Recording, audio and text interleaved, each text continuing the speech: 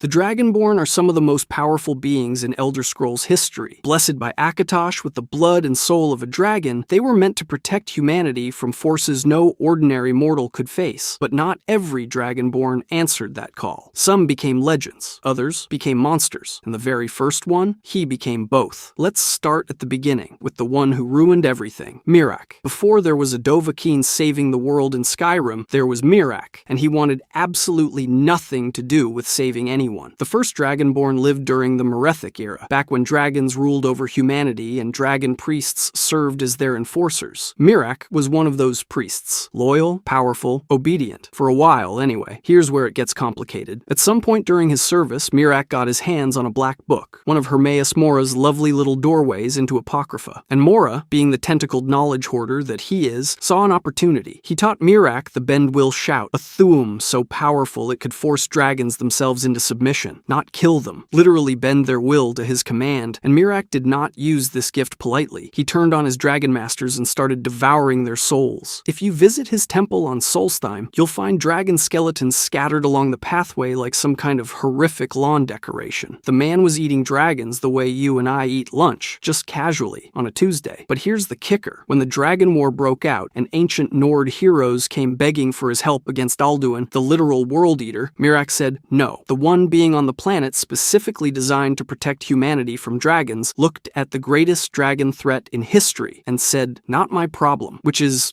not ideal. His fellow dragon priest Valak eventually challenged him, and the battle was so catastrophic it literally tore Solstheim away from the Skyrim mainland. An entire island ripped from a continent because two guys couldn't settle their differences. But before Valak could finish him off, Hermaeus Mora yanked Miraak into Apocrypha, trapping him in a realm of infinite knowledge and zero freedom. And that's the irony that makes Miraak tragic. He rejected his divine burden completely, choosing personal dominion over service. He traded the dragons for a Daedric prince, and spent thousands of years as a prisoner, not emerging until 4E 201. The first Dragonborn ended up more enslaved than anyone he could have liberated. Every gift Akatosh could give, squandered for power he never got to use. But if Miraak represents what happens when a Dragonborn rejects their calling, the next one shows what happens when they embrace it completely. Saint Alessia. Miraak had the blood of a dragon and used it to serve himself. Alessia had the blood of a dragon and used it to free everyone else. And the way she got it is one of the most metal things in all of Elder Scrolls lore. See, Alessia wasn't born Dragonborn. She didn't inherit it. Akatosh, the dragon god of time, literally drew blood from his own divine heart and gave it to her, not as a reward, but as a contract. Covenant. As long as Alessia's bloodline maintained the dragon fires and kept up worship of Akatosh, the gates of oblivion would stay sealed. No Daedric invasions. No hellscape portals opening up in the middle of your Tuesday afternoon. The literal safety of the entire mortal world bound to one woman's bloodline, which is, a bit of pressure. But here's the thing. Alessia didn't just accept this divine burden and sit around looking holy. In 1E 242, she launched the Alessian slave rebellion against the Aelids, the Heartland High Elves, who had been enslaving humans for centuries. And these weren't your standard oppressors. The Aelids actively worshipped Daedric forces, using Daedra and undead to keep their human slaves in line. Alessia looked at all of that and said no. By 1E 243, her forces had captured the White Gold Tower itself, and she declared herself the first Empress of Cyrodiil, former slave to Empress in roughly a year. Not bad, but conquering was only half the job. Alessia's empire was a patchwork of different peoples with different gods. The Nords worshipped one pantheon, the Elves followed another, and if she picked a side, the whole thing falls apart before the mortar dries. So she synthesized the Nordic and Aldmeri pantheons into a single unified religion, the 8 Divines, one framework that gave everyone something familiar to hold on to and prevented the kind of religious civil war that would have torn her empire apart in a generation. That's not just military leadership, that's political genius. And then there's her death. On her deathbed, Akatosh himself appeared and bound her soul directly into the Amulet of Kings. Alessia became the first human saint, and the amulet became the physical anchor of the covenant she'd established. For thousands of years after, every emperor who wore it was essentially carrying Alessia's soul around their neck, maintaining the barrier between Tamriel and oblivion through her sacrifice. She didn't just fulfill her divine burden, she became the mechanism. Her soul literally powers the protection of the entire world. Every Dragonborn that came after her is measured against what she built, but the next one on our list took that template and turned it into something completely different. Because Riemann Cyrodiil didn't receive his Dragonborn status from a god. He received it from an invading army, Riemann Cyrodiil. Every Dragonborn we've talked about so far got their confirmation from a god,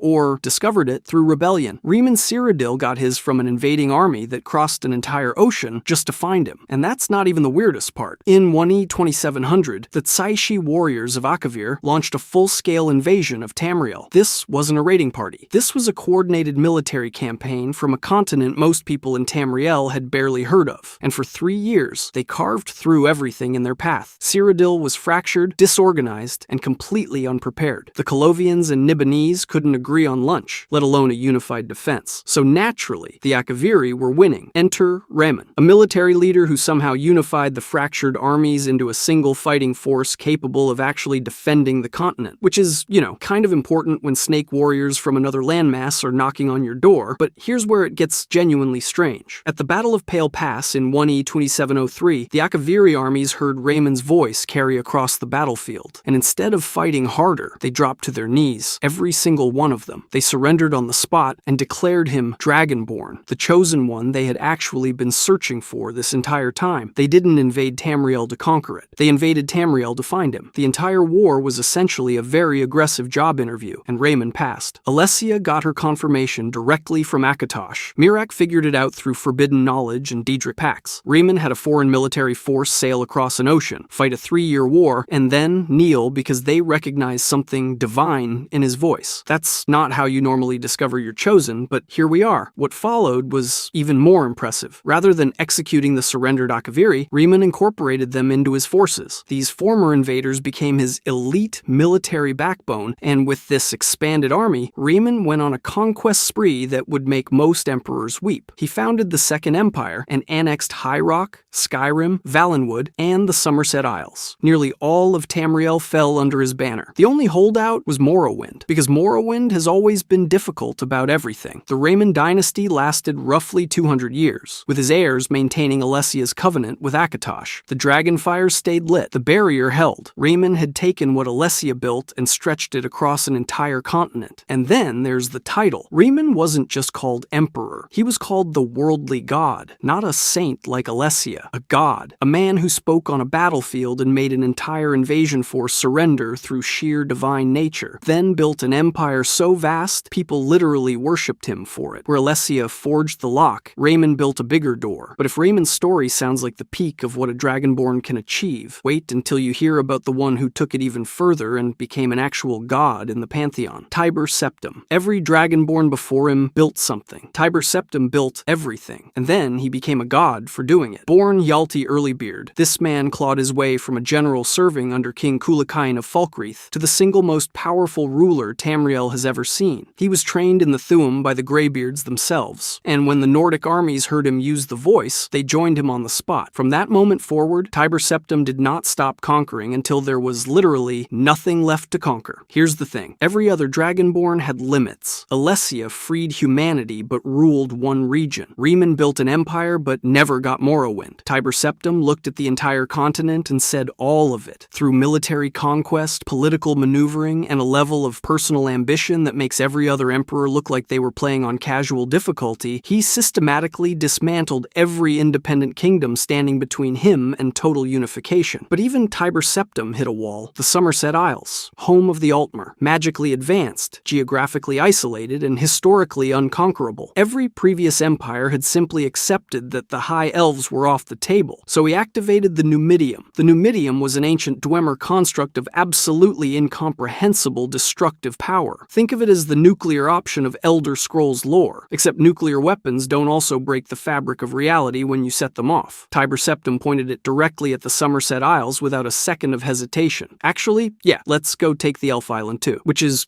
not ideal for the elves. By 2E 896, Tiber Septim had accomplished what zero Dragonborn before him ever managed: the complete unification of every known territory on Tamriel under a single imperial banner. Every province, every kingdom, every stubborn holdout. This ended the interregnum and kicked off the Third Era, a period of relative peace and stability that lasted over 400 years. The man conquered an entire continent, and the result was the longest stretch of peace in recorded history. His methods were brutal and often ruthless, but the outcome speaks for itself. And then he died in 338, and that's where the story gets truly insane. After his death, Tiber Septim underwent apotheosis. He didn't just get remembered fondly. He didn't get a statue or a holiday. He became a god. Talos, the ninth divine, added to the pantheon alongside the original 8. He is the only Dragonborn in history to transcend mortality entirely and join the gods as a peer. Alessia became a saint. Raymond became a legend. Tiber Septim became divine. That's not a metaphor. He literally ascended to godhood. His divine burden was conquest and total unification, and he fulfilled it so completely that the universe itself promoted him. Every Dragonborn before him carried a piece of Akatosh's purpose. Tiber Septim carried the whole thing, and then asked for more. But if you think being descended from a literal god would keep his bloodline on the straight and narrow, you clearly haven't met the Wolf Queen, Potema Septim. Most Dragonborn on this list had a divine burden and either rose to meet it or ran from it. Potema Septim looked at hers, laughed, and set it on fire. Born in 3E67 to Emperor Pelagius Septim II, Potema entered the world with dynasty, dragon blood, and every advantage the Septim name could offer. Her grandfather took one look at her as a newborn and declared she appeared as a she-wolf ready to pounce, which is, not the most comforting thing to say about a baby. But the old man wasn't wrong. He was off by exactly 0%, because Potema didn't just grow up ambitious. She grew up to be one of the most destructive forces the Third Empire ever produced. In 3E121, a succession crisis erupted, and Potema saw her opening. Rather than accept her place in the imperial hierarchy, she rallied armies from Skyrim, High Rock, and Northern Morrowind, and personally led forces into battle. The result was the War of the Red Diamond, a 16-year succession conflict that turned the empire into a graveyard. And I don't mean that metaphorically. Entire regions were depopulated, trade routes collapsed, farmland burned, civilians starved in provinces that hadn't seen a soldier in months. Most of the imperial family was murdered during the fighting, which is impressive in the worst possible way. Potema didn't just want the ruby throne, she wanted everyone between her and it to stop breathing. But here's where it gets genuinely dark. As the war turned against her, Potema didn't surrender. She pivoted to necromancy. And not amateur raise a skeleton or two necromancy. Potema became one of the most accomplished necromancers in Skyrim's entire history, raising full armies of undead to replace her dwindling living forces. Some accounts suggest she pursued Daedric pacts to sustain her campaign, reaching out to powers that would have made Alessia weep. Her divine burden was stewardship, protection. She chose to raise the dead and bargain with darkness instead. She died during the Siege of Solitude in 3E137 at the age of 70, cornered in the very city she'd ruled. 70 years old and still fighting, still refusing to let go of a throne she never actually claimed. You almost have to respect the commitment. Almost. But even death might not have been the end of it. Before she died, Potema passed a sinister wolf-shaped pendant to her nephew Pelagius. That nephew went on to become Pelagius III, better known as the Mad Emperor, a ruler so mentally unstable his reign became one of the most infamous disasters in Septim history. Scholars have long debated whether that pendant carried some form of curse, a final act of spite from a woman who couldn't win the throne but could still poison the bloodline that kept it from her. Potema had everything: the blood, the name, the ability. She could have been a stabilizing force for the empire. Instead, she chose to burn it all for a crown she never wore, and historians classify her as unambiguously evil. No asterisks. No, well, from her perspective, just evil. But if Potema represents what happens when a Dragonborn chooses destruction from within the bloodline, wait until you hear about someone who may have stolen the blood itself: Mankar Camoran. Mankar Camoran is either the most dangerous Dragonborn who ever lived, or the greatest fraud in Elder Scrolls history, and nobody, not the lore community, not Bethesda, not the in-game texts, has ever given us a definitive answer, which makes him the single most unsettling name on this entire list. Here's what we know for sure. Mankar Camoran was the illegitimate son of Camoran the Usurper and his Bosmer mistress Kalis. He was an Altmer who founded the Order of the Mythic Dawn, a Daedric cult dedicated to Mehrunes Dagon, the Prince of Destruction, and in 3E433, he orchestrated the assassination of Emperor Uriel Septim VII and every known Septim heir, triggering the Oblivion Crisis and Mehrunes Dagon's full-scale invasion of Tamriel. That's the single most destructive act any alleged Dragonborn ever committed. Not Mirak's rebellion, not Potema's civil war. Camoran literally opened the door for a Daedric prince to walk into the Imperial City. But here's where it gets complicated. The strongest earliest evidence that Mankar Cameron was a real Dragonborn? He wore the Amulet of Kings. That's not a piece of jewelry you just throw on. The amulet has absolute restrictions. It slips from the neck of any wearer who doesn't have dragon blood. Every historical account agrees on this. The thing is basically a divine lie detector for Dragonborn status, and Cameron passed the test. Then there's his own writing. In the first book of his Mythic Dawn commentaries, Cameron claims that after speaking with another tongue, he could speak fire within 3 nights. 3 nights. Normal mortals train with the Greybeards for years, sometimes decades, to master a single shout. Mastering fire breath in 3 days is described as flatly impossible unless the person already had inherent Dragonborn capabilities, unless the power was already inside him, waiting to be unlocked. So, here's the question that has kept the lore community arguing for nearly 20 years. Was he real, or was he a fake? And here's the terrifying part. Both answers are bad. If Mankar Cameron was a genuine Dragonborn, that means Akatosh's gift, the same divine blood given to Alessia to protect humanity, can be wielded by someone who wants to burn it all down. It means the Covenant isn't a safeguard. It's just power, and power doesn't care who uses it. A Dragonborn can serve a Daedric prince, murder an emperor, and rip open the gates of oblivion while wearing the very amulet designed to keep those gates shut. If he was a fraud, that's arguably worse, because it means Daedric princes can manufacture fake Dragonborn. It means Mehrunes Dagon found a way to bypass Akatosh's most sacred restriction, fooling the Amulet of Kings itself. And if one Daedric prince can do it, what's stopping the others? Either way, the foundation cracks. Nobody talks about this enough. Cameron didn't just kill an emperor. He broke the question of what Dragonborn even means. Every other name on this list, you can point to their blood, their lineage, their divine moment. With Cameron, you get a question mark. And that question mark brought Tamriel closer to annihilation than any dragon, any war, any necromancer queen ever did. Speaking of the emperor he murdered, let's talk about the man who saw it coming and couldn't stop it, Uriel Septim. 7. Uriel Septim VII ruled Tamriel for 65 years. 65 years on the Ruby Throne, from 3E 368 until his assassination in 3E 433. He was 87 years old when he died. One of the longest reigns in the entire history of the Empire. And on paper, that sounds like stability. But here's the thing. Uriel's reign wasn't a golden age. It was a slow, quiet collapse dressed up in imperial robes. The first real crack came in 3E 389 when his own imperial battle mage, Jagger Tharn, betrayed him. Tharn used magic to literally imprison the emperor and replace him on the throne. For 10 years, the real Uriel Septim sat in a magical prison while an imposter wore his face and ran his empire into the ground. Provinces drifted. Alliances frayed. The whole structure Tiber Septim had spent a lifetime building started rotting from the inside, and nobody even knew it was happening. It took a figure known as the Eternal Champion to defeat Tharn and restore Uriel to power. And to his credit, Uriel tried. He released the Nerevarine in Morrowind. He worked to reassert imperial authority over territories that had tasted independence during Tharn's usurpation. But the damage was done. 10 years of magical identity theft doesn't exactly patch over easily, and then came the Mythic Dawn. In 3E 433, a Daedric cult dedicated to Mehrunes Dagon assassinated Uriel Septim VII,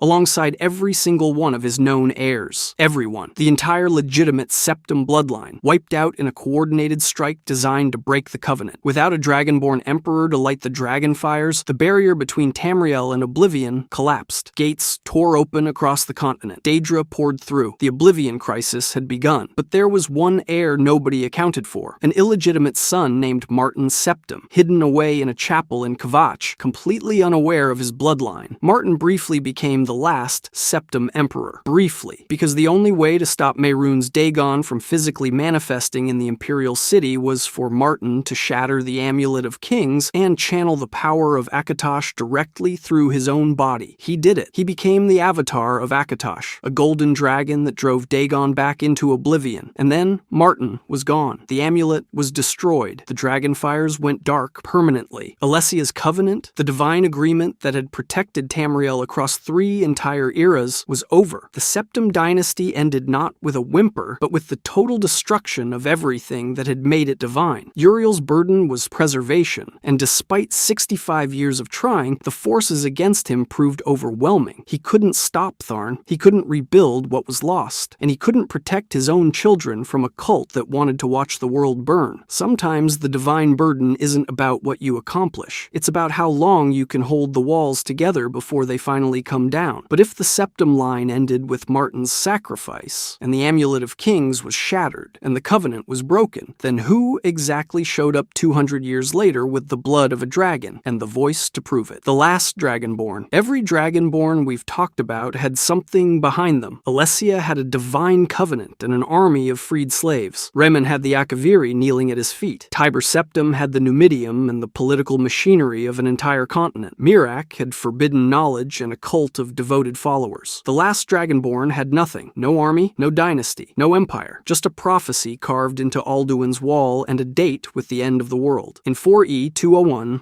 Alduin the World Eater returned, not from some distant realm, but from time itself. The ancient Nord heroes who fought him during the Dragon War couldn't kill him, so they used an Elder Scroll to rip him out of the timeline entirely, punting him forward through the ages like a problem for someone else to deal with. Which is, not ideal for the someone else. That someone else turned out to be an unknown prisoner about to get their head chopped off in Helgen. Alduin's arrival interrupted the execution, and shortly after this, nobody killed the dragon Mirmilnir and absorbed its soul. The Greybeards felt it immediately and shouted Dovahkiin across the land, a summons that echoed from High Hrothgar to every corner of Skyrim. One word. That was the entire job interview. Here's where it gets complicated. To defeat Alduin, the last Dragonborn needed the Dragonrend shout, a technique invented by mortals during the Dragon War, specifically designed to force dragons to comprehend mortality. Dragons are immortal beings. The concept of ending, of not existing, is literally incomprehensible to them. Dragonrend shoves that concept into their minds and it breaks them, temporarily, grounds them, makes them vulnerable, but nobody alive knew the shout. So the last Dragonborn used an Elder Scroll to enter the time wound at the throat of the world and witness the original battle against Alduin firsthand. They learned Dragonrend by literally being present at its creation. Then they came back and used it. Alduin. His name translates to Destroyer, Devour, Master. Some scholars consider him not just a servant of Akatosh,